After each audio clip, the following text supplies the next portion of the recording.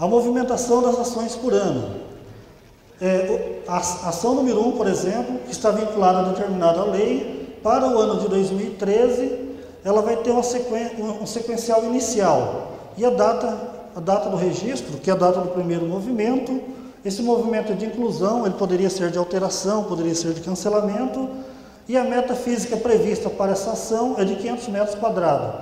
E o valor financeiro a ser destinado. E eventual número de leis e atos relacionados a alterações ou cancelamento da ação. E notas explicativas que porventura tenha. Só lembrando, pessoal, que todas essas ações cadastradas no planejamento, elas terão uma importância muito maior do que a existente em 2012. O módulo de obras públicas fará uma análise partindo do planejamento. Então, todos os módulos têm um link direto com o planejamento. Essas informações têm que ser compatíveis com as leis que vocês têm à disposição. E lembrei de mais um detalhe. Em 2013, você não precisa cadastrar todas as leis de alteração do PPA. Você simplesmente fará a declaração da primeira lei, daquela lei que foi aprovada lá em 2009, a lei que originou o PPA 2010 a 2013. Agora, as ações, os programas e demais itens relacionados ao plano, será o da última versão, da versão que você apresentou no sistema SIM-AM, no final de 2012. Porém, a lei será a primeira. Com relação das ações, você está vinculando a ação do plano do PPA com o Plano Municipal de Saúde e com o Plano dos Direitos da Criança e do Adolescente. Vejam que é a correlação da ação independente do ano. Então, se você tem a ação número 20 no plano, essa ação, em tese, vai estar existindo no outro. Isso vocês já fazem atualmente. Existe uma telinha no SIM-AM que vocês correlacionam as ações. O critério para 2013 não é diferente. A única diferença é que não teremos mais a tela e sim o layout. O cancelamento da correlação da ação, corrigir eventuais falhas, ação não correlacionada.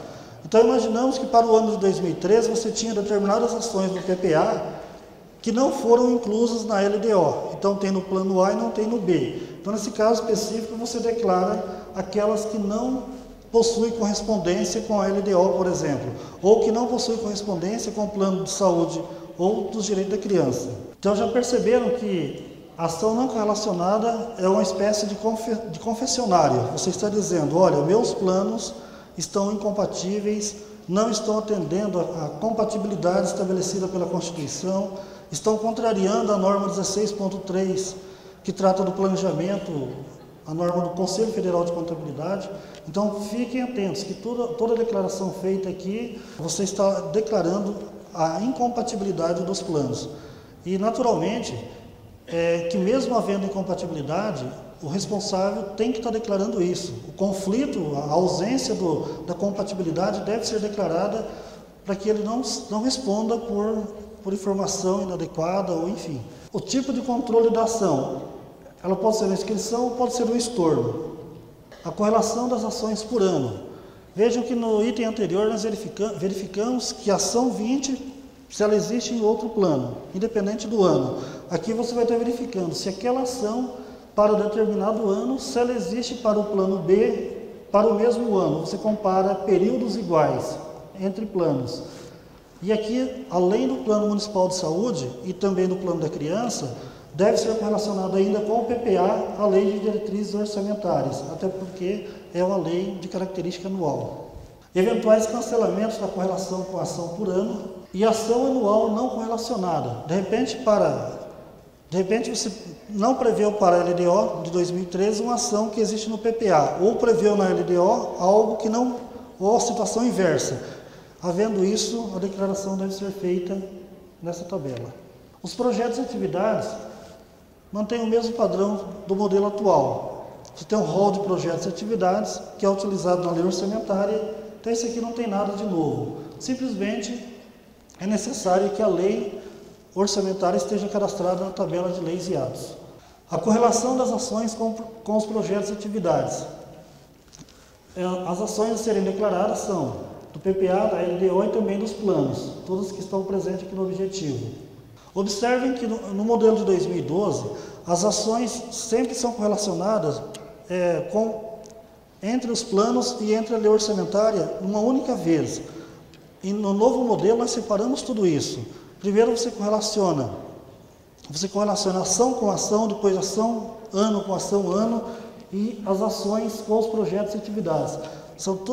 A correlação fica totalmente separada. Eventuais ajustes seria o cancelamento. A projeção de receita também não é figura estranha, isso já existe hoje no módulo planejamento. O objetivo dessa projeção de receita é simplesmente possibilitar com que a gente identifique eventuais valores abaixo do determinado pela Constituição nas áreas de saúde e de educação. A partir do momento que a gente consegue visualizar a projeção de receita por áreas, por exemplo, para atender o artigo 212 da Constituição, todos os valores que forem tipificados com o código 1, a gente vai saber que são valores, são receitas de tributos, de impostos, ou melhor, direcionados à educação e saúde. A partir dessa tipificação, a gente identifica o valor e verifica se os totais das ações para a função 12 da educação ou da 10 da saúde mantém correspondência com a determinação legal. É uma forma de possibilitar a conferência do plano plurianual, se ele foi feito de maneira adequada ou não. Se você criou ação por ano, em algum momento tem que ser feita a avaliação. O padrão não é diferente do atual. No final de cada exercício, você seleciona o código da ação e diz qual foi a meta física realizada e o respectivo valor. Esses valores serão conferidos com as liquidações dos empenhos do exercício e também as liquidações de empenhos de resto a pagar, correspondente ao vínculo com aquela ação. Essa avaliação não tem mudança de critério. A diferença é que quem fará essa avaliação somente será a Prefeitura. As demais entidades não precisarão estar fazendo isso. Avaliação do indicador por ano, quanto foi realizado de cada indicador vinculado no PPA. E a avaliação da ação com os objetivos do milênio. Se você estabeleceu uma meta esperada dos objetivos, em algum momento você tem que proceder à avaliação. Então, no final de cada exercício, é feita a avaliação de cada um daqueles 8 objetivos do milênio. Tem 2 tipos de avaliação, pessoal. Essa primeira é a avaliação da ação vinculada aos objetivos. Então, você avalia a ação segundo o objetivo. E na seguinte, é feita a avaliação direta do objetivo, somente dos 8. Então, você tem que estabelecer um critério no seu município para proceder à avaliação de objetivo do milênio. Certamente alguém vai apresentar sugestões, até porque a gente não tem ainda um modelo adequado desse tipo de avaliação. É um item que ainda está em evolução, mas já temos um pontapé inicial, que é o critério anual. Os riscos fiscais da LDO mantêm o mesmo padrão do modelo atual. Esses riscos fiscais nada mais é do que o anexo de metas, o anexo de riscos fiscais que compõe a Lei de Diretrizes Orçamentárias.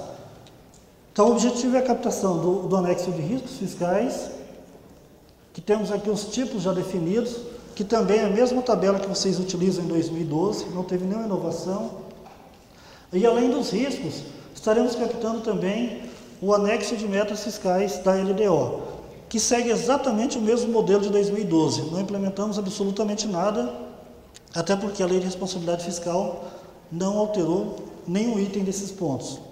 Vocês vão perceber o seguinte, que nós não estamos captando no novo modelo todos os quadrinhos que compõem o anexo de metas fiscais da LDO. Estaremos captando apenas uns 4 ou 5. Fizemos a seguinte análise. Existem vários anexos, vários demonstrativos que compõem o anexo de metas fiscais, que são de execução, de receita orçamentária realizada, de despesa realizada, de saldo patrimonial. Então, nós concluímos que, caso a gente precisa organizar ou montar relatórios, a gente já tem elementos para isso, com base na execução orçamentária declarada por vocês. Então, para efeitos do SINAM, estaremos captando riscos fiscais, o de metas e também a renúncia de receita e mais 1 ou 2. Os demais, vocês deverão elaborar seguindo os padrões definidos pelos manuais da STN, os procedimentos normais de elaboração da LDO. No entanto, não há necessidade de estar declarando no sistema SINAM separadamente. A renúncia da receita da LDO também não acrescentamos nenhum campo, segue exatamente o modelinho que vocês já fazem hoje. A expansão demonstrativa da margem de expansão de despesas obrigatórias de caráter continuado, também não implementamos absolutamente nada. Então, todos esses relatórios relacionados ao anexo de metas mantêm o padrão atual. Bom, a tabela de fontes de recurso padrão, aqui sim teve algumas alterações. Porém, já deixo claro que tomamos o cuidado de não criar nada que fosse quebrar a sequência do modelo utilizado atualmente. Vocês já sabem que hoje nós já temos a tabela de fonte padrão. O detalhe é que essa tabela é imensa, ela tem várias possibilidades, tem 4 ou 5 mil linhas. No entanto, as fontes padronizadas não são muitas, nós relacionamos algumas aqui. Até essa tabela já está publicada e vocês certamente já utilizaram para a elaboração do projeto da Lua. Então, para 2013, todas as fontes de recursos que já estão utilizadas pela entidade, a entidade deverá continuar utilizando o mesmo código. Não poderá ser criada uma nova fonte de recurso livre. Terá que ser utilizada, no caso de prefeitura, a 000. O RPPS vai estar utilizando a 040, seguindo o padrão atual. Até porque na virada do exercício, essas fontes serão afetadas pelo superávit financeiro. E tendo superávit financeiro, não há como se quebrar a codificação de fonte de recursos, tem que manter a continuidade. Então vejam que o que nós publicamos para 2013 segue o mesmo padrão. Uma das diferenças está aqui nessa última coluna. Vejam o que aqui está dizendo. É um flag perguntando, permite desdobramento? Sim ou não? Esse sim ou não dá uma característica um pouco diferente para a tabela de fontes de recurso.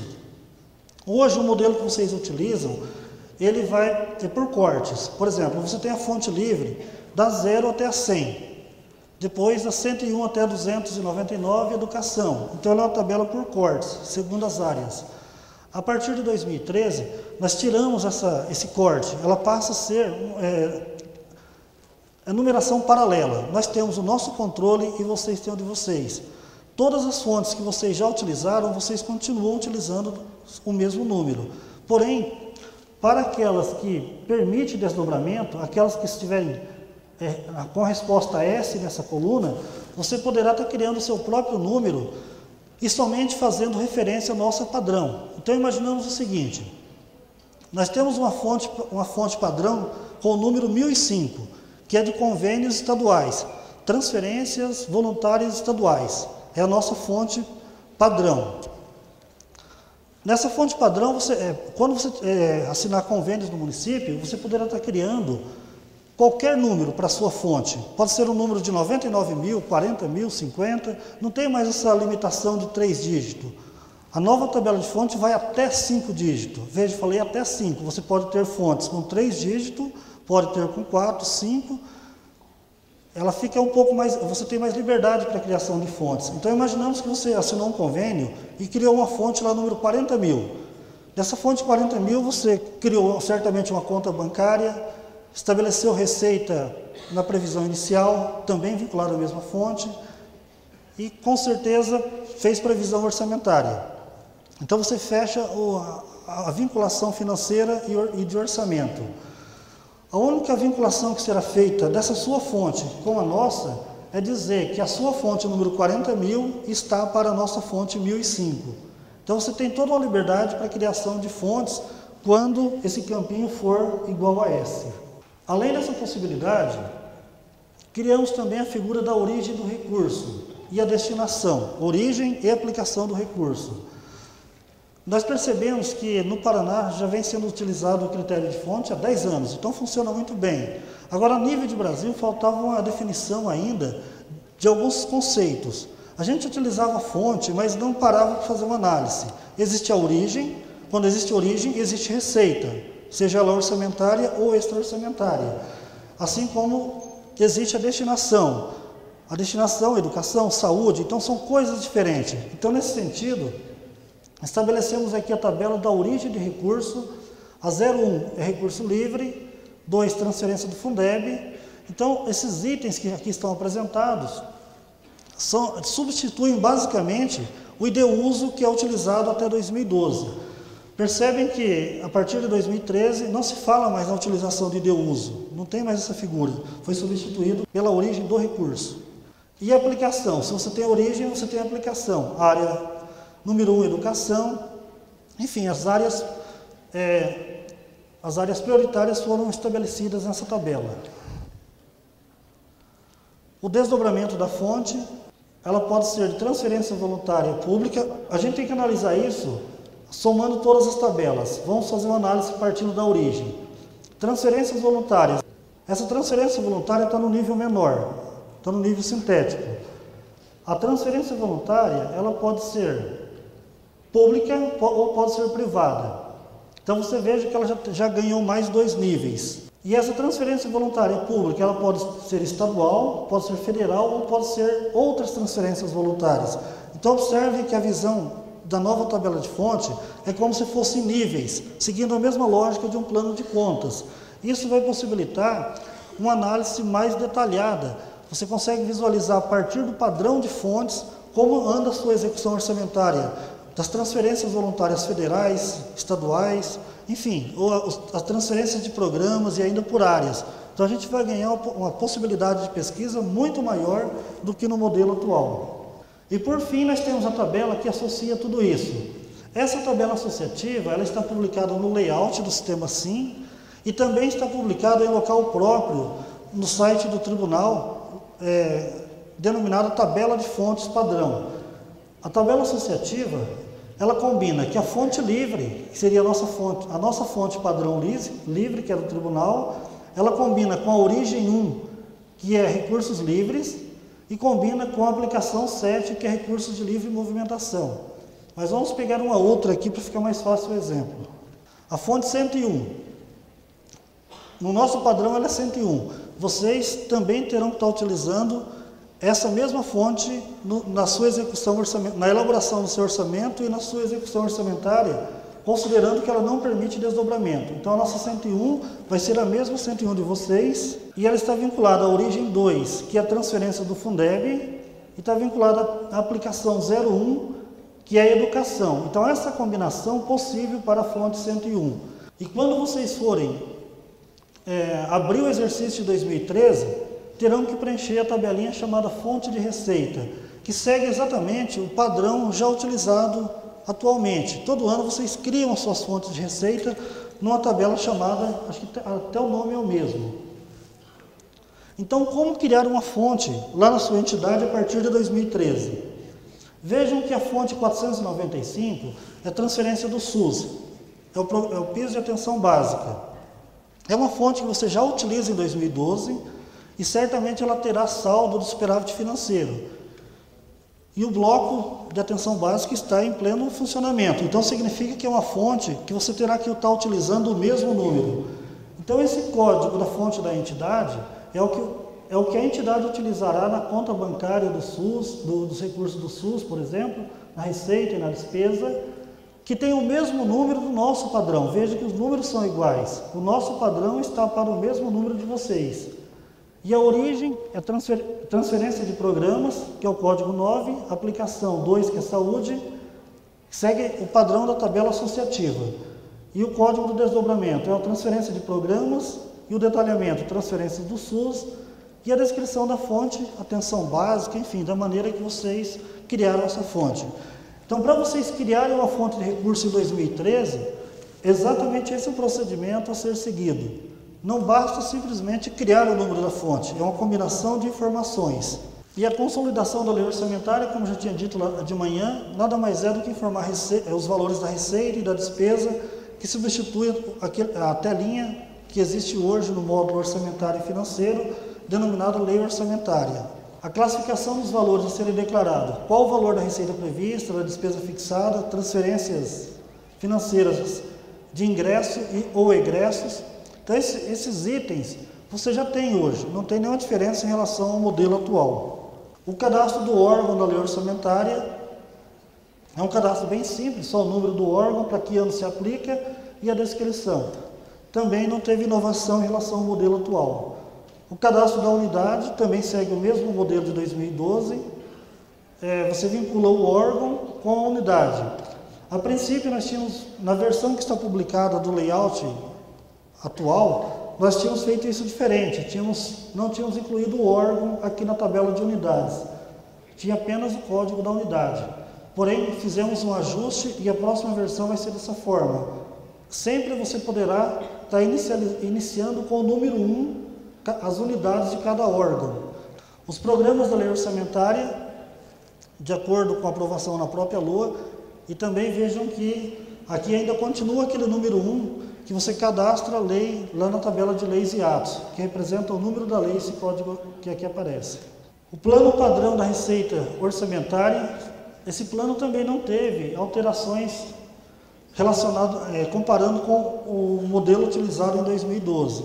Os planos da receita e da despesa foram mantidos. A afetação de maior expressão está diretamente ligada ao plano contábil. Veja que até a identificação é a mesma. Essa conta é analítica, é representada pelo A, sintética pelo S, então isso não teve nenhuma mudança. Só incluímos essa tabelinha para identificar as origens das contas, qual a esfera. Se essa conta ela se aplica para o Estado, ou se é uma conta aplicável para o município, ou se é uma conta mista, ou se ela foi criada pelo governo federal. Então a gente só procurou separar isso, principalmente para efeito do plano contábil padrão. O plano da receita orçamentária, essa tabelinha chamada plano REC orçamentária, é o plano da receita da própria entidade. Então existe o padrão, que é do tribunal, e a entidade tem o seu plano da receita seguindo todas as contas definidas no padrão. O plano padrão da despesa, que o tribunal também já publicou para 2013, e o plano da despesa orçamentária, que é o plano da despesa criado pela entidade, porém esse plano tem que ter no mínimo as contas padronizadas pelo tribunal. A previsão inicial da receita segue o padrão utilizado em 2012. Na previsão inicial da receita tem uma informação diferente aqui comparado com 2012.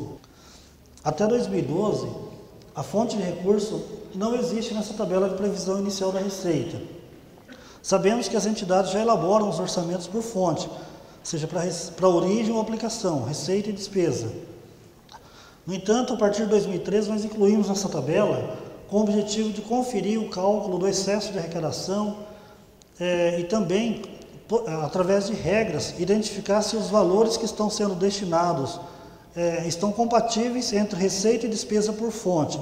Então, esse controle vai possibilitar exatamente esse tipo de verificação.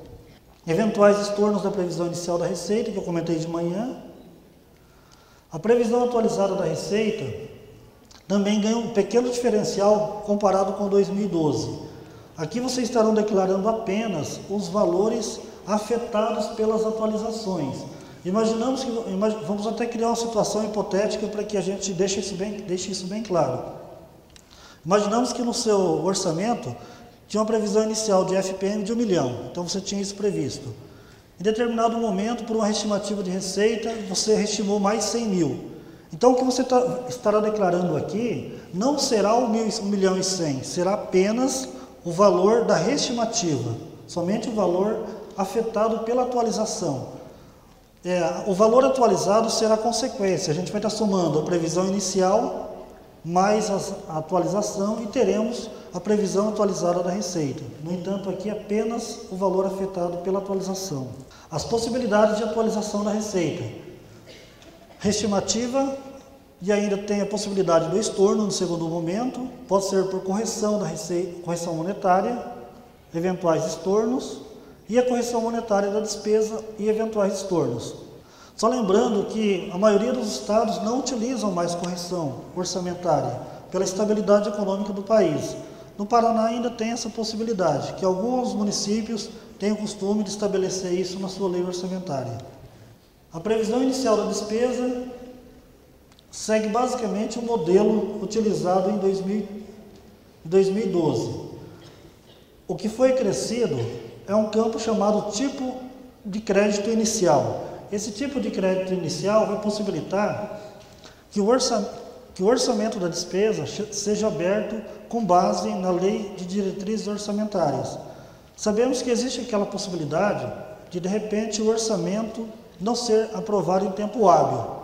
E algumas leis de diretrizes orçamentárias têm um artigo que estabelece critérios, que diz que, não havendo aprovação da LOA em tempo hábil, o gestor poderá abrir a despesa com base em 1/12 do total da despesa prevista, enfim, vai ter um critério definido na Lei de Diretrizes Orçamentárias.